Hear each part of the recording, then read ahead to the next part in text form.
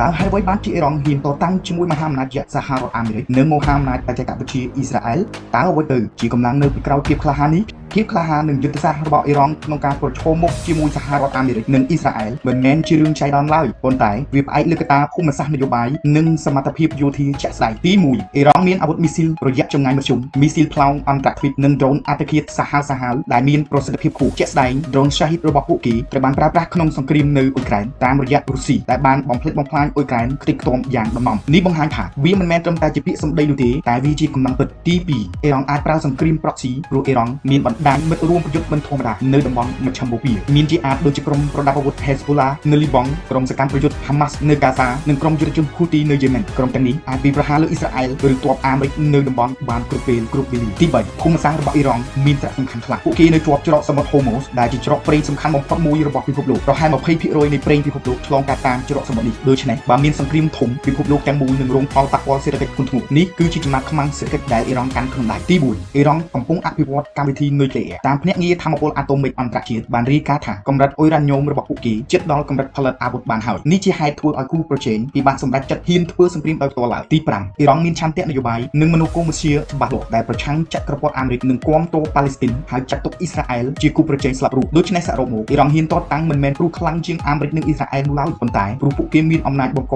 គ្រោះថ្នាក់ធ្ងន់ធ្ងរពួកគេមានមីស៊ីលនិងដ្រូនទំនើបមានបណ្ដាញមិត្តរួមប្រយុទ្ធស្លាប់រស់មានភូមិសាស្ត្រល្អដែលអាចក្តោបក្តាប់ប្រេង 20% នៃពិភពលោកនិងកម្មវិធីអាវុធនុយក្លេអ៊ែរទាំងនេះធ្វើឲ្យសង្គ្រាមមានតម្លៃខ្ពស់ណាស់ដែលគ្មាននរណាចង់ចាប់ផ្ដើមដោយផ្ទាល់មុនឡើយពីខ្ញុំបាន 84 884 today ប្រសិនបើលោកអ្នកចង់ទទួលបានព័ត៌មានថ្មីៗអំពីពិភពលោកបច្ចេកវិទ្យានិងព្រឹត្តិការណ៍សំខាន់ៗសូមកុំភ្លេចតាមដាន Channel YouTube និង Facebook Page 884 today